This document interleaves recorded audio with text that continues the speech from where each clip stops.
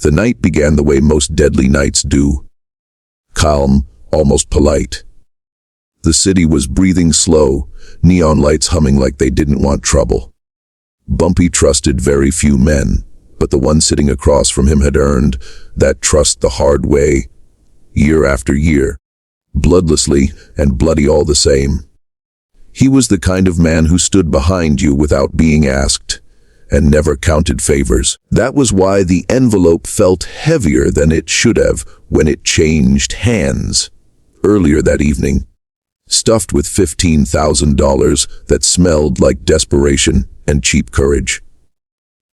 Nobody saw the betrayal when it happened. There was no dramatic handshake, no trembling voice. Just a look held half a second too long, a door left slightly open. A message passed along that should have died in the throat. By the time Bumpy sensed something was wrong, the air itself had shifted, thickened, as if the room knew what was coming before the men inside did. Trust doesn't shatter loudly. It fractures, quietly, until the whole structure collapses. The first scream came late, long after the first punch was thrown. Chairs overturned, glasses shattered, and the walls learned new stories they would never forget. Men who walked in breathing didn't walk out at all. Others crawled, dragging futures behind them like broken legs. In the chaos, loyalty was measured not in words, but in how long a man could endure pain without begging. Fingers snapped like dry twigs, one by one, each crack a reminder that money buys information, not mercy.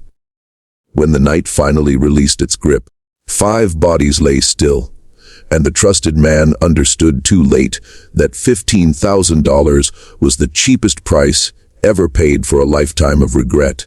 Bumpy stood over what remained, silent, his expression unreadable. Betrayal had visited his house, and it left exactly what it always leaves behind: death, damage, and a lesson written in bone. He told himself it was just business, that loyalty was a word people used when they wanted to sound clean about dirty work. Still, his hands shook when he took the envelope.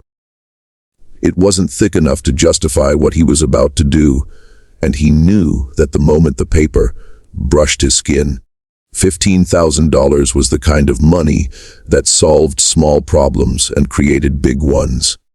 It paid off debts that had been gnawing at him for months, bought silence from people who didn't deserve to know his name, and promised a few nights of sleep without waking to the sound of his own thoughts clawing at his skull.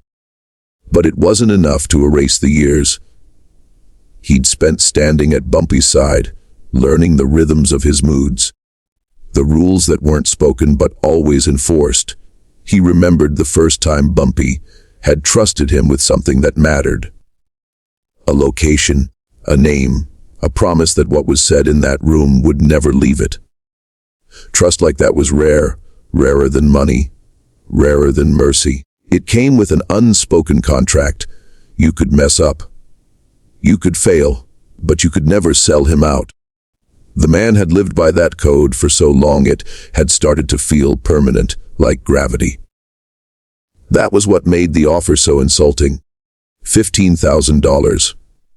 Not a fortune, not an escape, just enough to make a weak man believe he was being clever.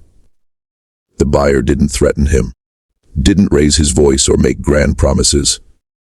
He simply laid the envelope on the table and slid it forward, slow and deliberate, like he was giving the man time to reconsider the kind of person he wanted to be. That was the most dangerous part. No pressure meant no excuse. Accepting it would be a choice made in full daylight, even if the room itself was dim. The buyer talked about timing, about a meeting that would happen whether anyone intervened or not, about how information was already leaking, and how this was just a way to make sure the right people benefited. It sounded reasonable, almost inevitable. And inevitability has a way of disarming conscience. He told himself that he wasn't causing anything, just confirming what others already suspected. A detail here, a schedule there. Nothing that screamed betrayal on its own. But betrayal rarely arrives whole. It comes in pieces, small enough to swallow. He thought about the nights he'd watched men bleed for smaller mistakes, about the way Bumpy's silence could feel heavier than shouting. He thought about the debt collector who'd started showing up at his sister's place, smiling too much, asking questions that didn't belong to him. $15,000 could make that problem disappear, at least for a while. When his fingers closed around the envelope, the decision was already made, even if his mind kept pretending otherwise. The paper made a soft sound, barely audible, but it echoed in his head like a gunshot. In that moment, loyalty stopped being a virtue and became a liability. He told himself that Bumpy was powerful, that nothing truly bad would happen, that men like Bumpy always landed on their feet. This was just a shift in balance, a small adjustment in a world that was always moving. He ignored the fact that the world often corrected itself with violence. As he stood to leave, he felt lighter and heavier at the same time. Lighter because the money promised relief. Heavier because every step away from that table felt like walking out of a life he understood into one he didn't. He replayed the conversation in his head, already editing it, already practicing the lies he might need later.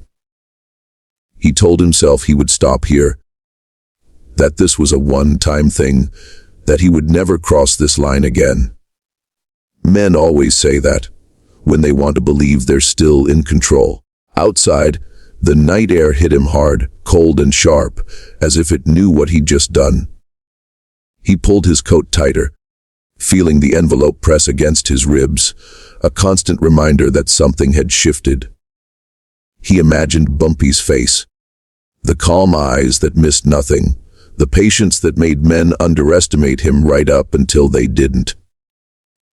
For the first time in years, he couldn't look that face in his mind without flinching. Trust, once broken, didn't make a sound, but it changed everything around it. He walked away telling himself that survival sometimes required compromises, that history was written by men who chose themselves over others. But deep down, beneath the rationalizations and the fear, he knew the truth he refused to say out loud. $15,000 wasn't payment, it was a receipt. Proof that he had sold something he could never buy back, and that the night ahead would demand more than he had ever planned. To give the tip moved quietly, the way dangerous things always do, passing from one mouth to another without ever being spoken aloud in full. It was shaped carefully, stripped of emotion, reduced to times and places and names that meant nothing to outsiders, but everything to the men who listened. By the time it reached the ears that mattered, it no longer sounded like betrayal at all. It sounded like opportunity. A meeting was scheduled, not in writing, not over any line that could be traced, but through glances and half-finished sentences that left no evidence behind. The kind of meeting that existed only because everyone involved believed they would walk away from it. Bumpy was told just enough to raise an eyebrow, not enough to panic, not enough to cancel anything outright.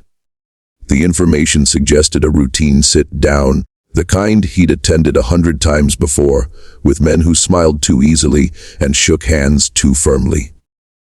On the surface, it was business. Beneath it, there was tension, a faint vibration under the floorboards that only someone who'd survived as long as Bumpy had could feel.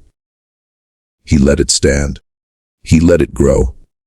If someone wanted to test him, he wasn't the type to refuse the invitation. The location was chosen for its familiarity.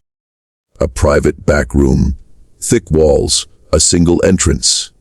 The sort of place where voices didn't travel and problems could be contained. It was meant to feel safe. That was the point.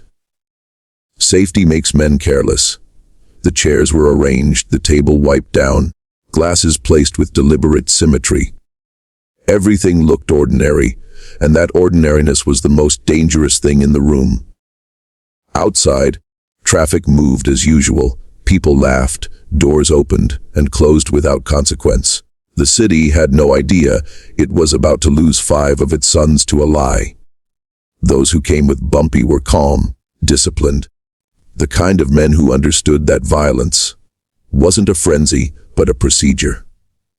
They checked corners with their eyes, not their heads. Listened to silences more closely than to words. Nothing felt wrong enough to abort the night, but nothing felt right either. There was a delay that lasted a little too long, a drink that arrived untouched, a man who avoided eye contact when there was no reason to. Small things, the kind that only mattered if you knew how quickly small things could turn fatal. Across the table, the other side waited, confident in the information they'd been given.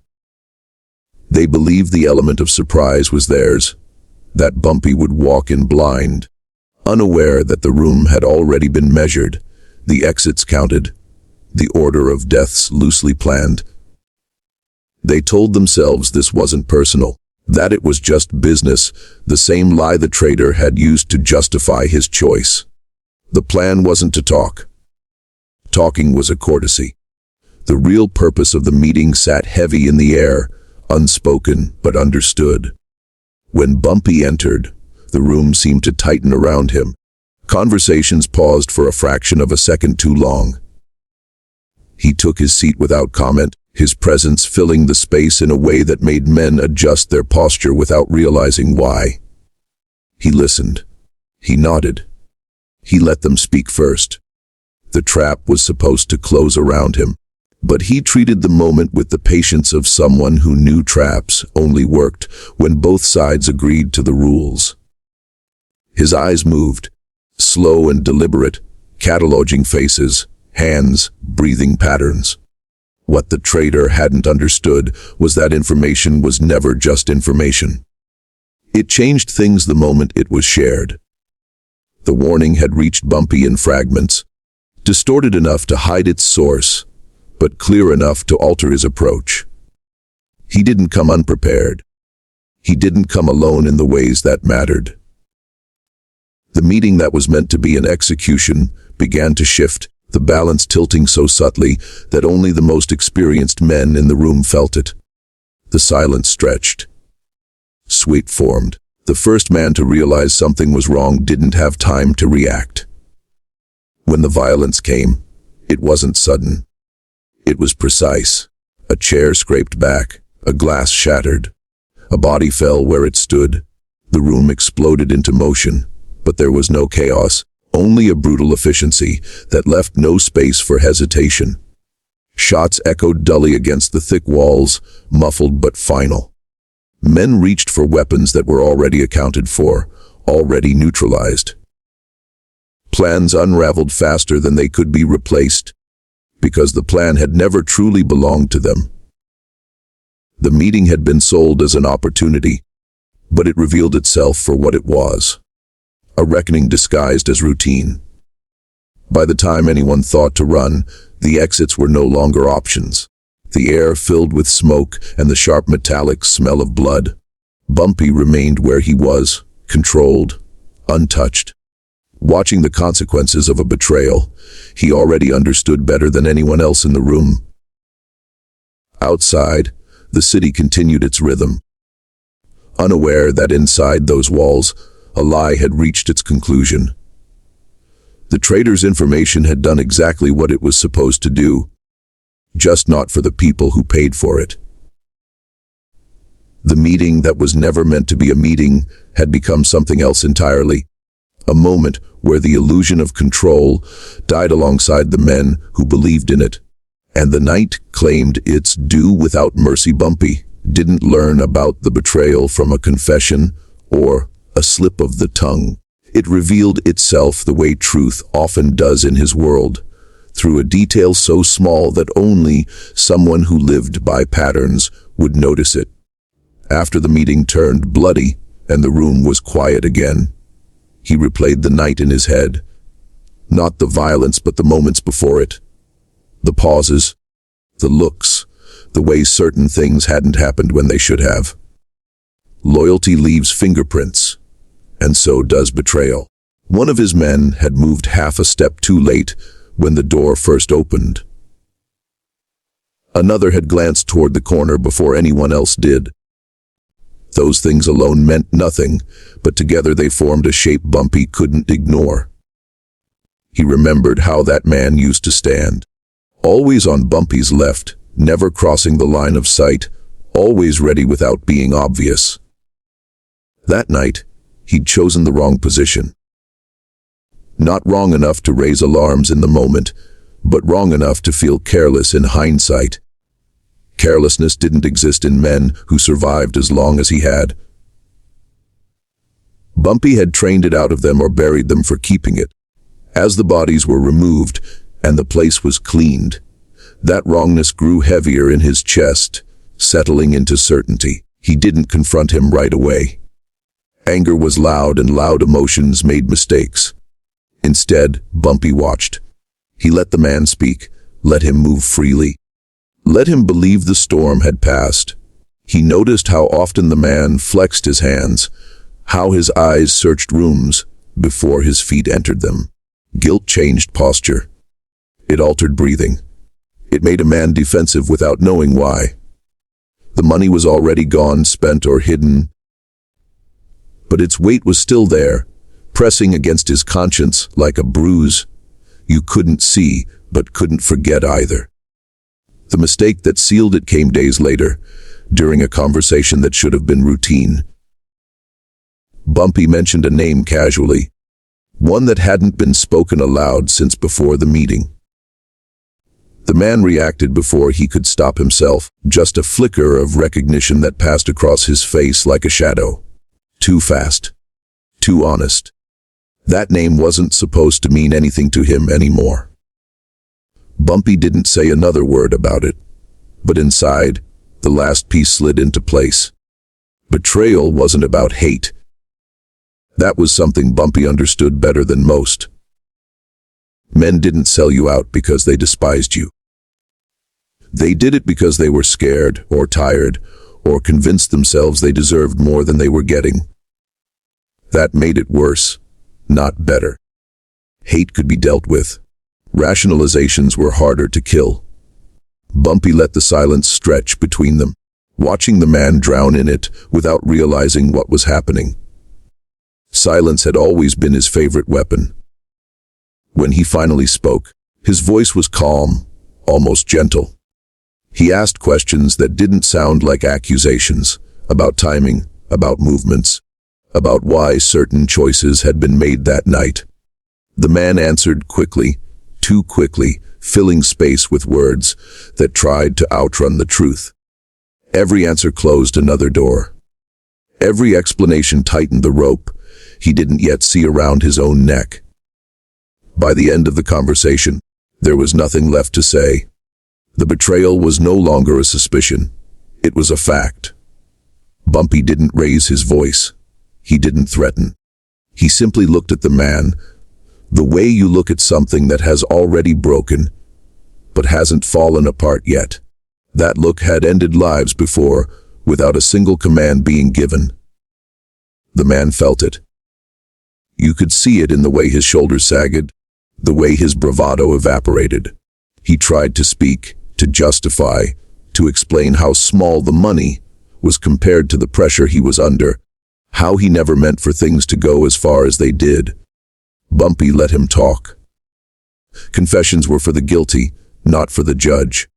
What hurt the man most wasn't the realization that he was caught. It was the understanding of how he'd been caught, not through torture or betrayal in return, but through being known too well. Bumpy had trusted him once, and that trust had taught him everything he needed to recognize when it was gone.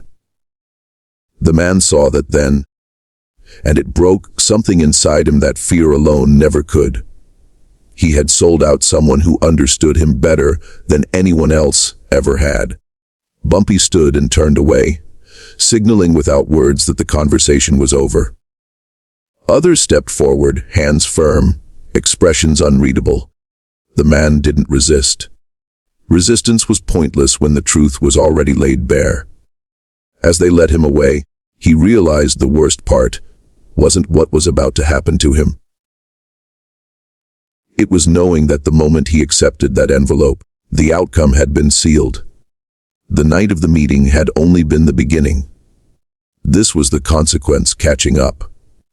In the end, the betrayal wasn't exposed by greed or fear, but by the smallest deviation from loyalty, a half step out of place, a look held too long, a name recognized when it shouldn't have been, and in that realization Bumpy understood that trust, once broken, never needed proof again, because it announced itself in every wrong move that followed. The room where it happened was smaller than fear made it feel.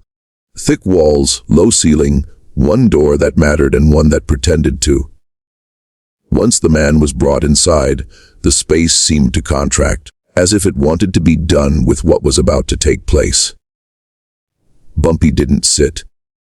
He rarely did when something needed to be decided. Standing gave him distance, and distance gave him clarity. The others positioned themselves without instruction, forming a quiet geometry of control that left no doubt about how the night would end, only about how long it would take. The man tried to speak again, not loudly, not desperately, but with the careful tone of someone who still believed words could shift reality. He talked about loyalty as if it were flexible, as if years of trust could bend under pressure without breaking. He talked about survival, about how everyone did what they had to do when pushed far enough. Bumpy listened without reacting, his face unreadable, his eyes steady. He had heard every version of this speech before, delivered by men who all thought they were the exception. The first act of violence wasn't dramatic. There was no warning, no escalation. One of Bumpy's men stepped forward and struck, precise and controlled, a blow meant to disorient rather than end. The man stumbled, caught himself on the edge of the table, disbelief flashing across his face.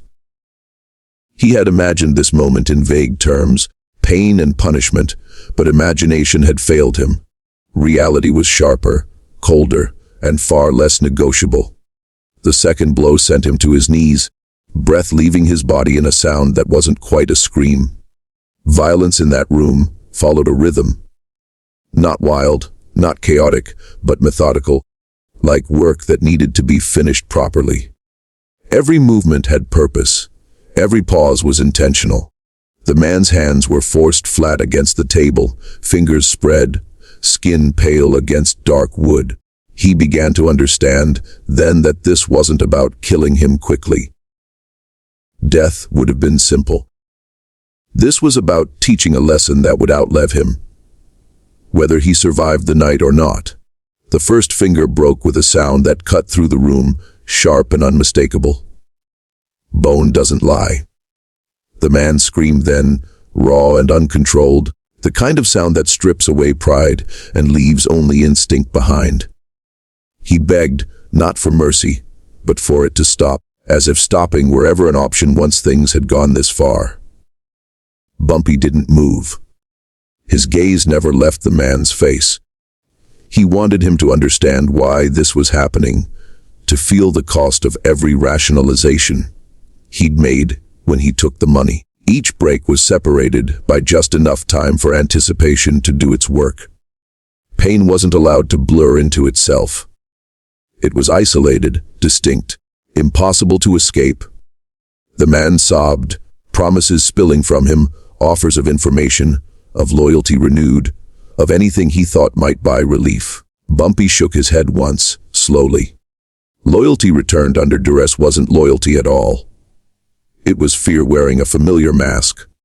Outside the room, others stood guard, the muffled sounds of suffering leaking through walls designed to keep secrets. They knew better than to interfere. This wasn't anger being vented. It was order being restored. 5 men had died because someone believed $15,000 was worth more than trust. That imbalance had to be corrected in a way that couldn't be misunderstood by anyone who heard about it later. Broken fingers were a language everyone in their world understood. As the violence continued, something inside the man shifted. Panic gave way to resignation, then to a hollow silence punctuated only by gasps of pain. He stopped begging. He stopped trying to explain. He stared at the table as if it were the only solid thing left in his universe. In that stillness, Bumpy finally spoke, his voice low, steady, carrying no heat. He told the man that this wasn't about revenge. Revenge was emotional. This was about balance, about reminding everyone that trust wasn't a resource to be traded like cash. The final breaks were slower, deliberate, ensuring there would be no confusion later about what had been taken from him. Hands that once signaled, counted money, carried weapons, and pledged loyalty were now ruined, permanently altered. Even if he lived, he would never move through the world the same way again. Every ache would remind him of the choice he made, of the moment he decided that loyalty had a price and guessed wrong. When it was over, the room fell quiet except for the man's labored breathing. Blood stained the table, the floor, his sleeves. Bumpy stepped closer then, close enough that the man could see his eyes clearly. There was no hatred in them. That absence hurt more than anger ever could. Bumpy told him that the night was done, that the debt was paid, and that what happened next depended on whether he could live with what he'd become. They carried the man out carefully, not gently but efficiently, as if he were fragile in a way that mattered. Bumpy remained behind for a moment, surveying the room, committing the scene to memory. Violence, when used properly, was a tool, not a tantrum. 5 men were already dead because of a betrayal that started with a small envelope. This was the echo of that decision, the part that lingered after gunshots faded. When Bumpy finally turned to leave, the room felt emptier, not because someone had been removed, but because something else had been destroyed there, something invisible but essential. Loyalty had been tested, broken, and redefined through pain, and the message would travel fast, through whispers and warnings, carried by men who understood that some mistakes didn't end with death but followed you, broken and aching, for as long as you were allowed to keep breathing. Dawn didn't arrive with forgiveness. It crept in slowly, pale light leaking through the cracks of the city, like it was afraid of what it might reveal. 5 men were already gone by then, their names spoken once, maybe twice, before being swallowed by routine and silence. In Bumpy's world, death didn't pause business, it clarified it. Bodies were removed, rooms were cleaned, and by morning there was little evidence left behind except in the minds of those who had been there, and the rumors that would begin to move faster than truth ever could. The streets outside looked ordinary, almost mocking in their normalcy. Shopkeepers lifted shutters. Cars honked. People complained about coffee and weather, unaware that lives had ended just hours earlier over a choice that had seemed so small at the time. That contrast was always the hardest part for men who survived nights like this. The world kept turning as if nothing had happened, while inside them, something fundamental had shifted. For Bumpy, this was familiar territory. He watched it all from a distance, knowing that order didn't announce itself. It simply resumed. The men who remained loyal understood what the night meant without needing it explained. 5 deaths weren't random. They were punctuation, a statement made in blood that would echo through back rooms and quiet conversations for months to come. The message wasn't cruelty for its own sake. It was certainty.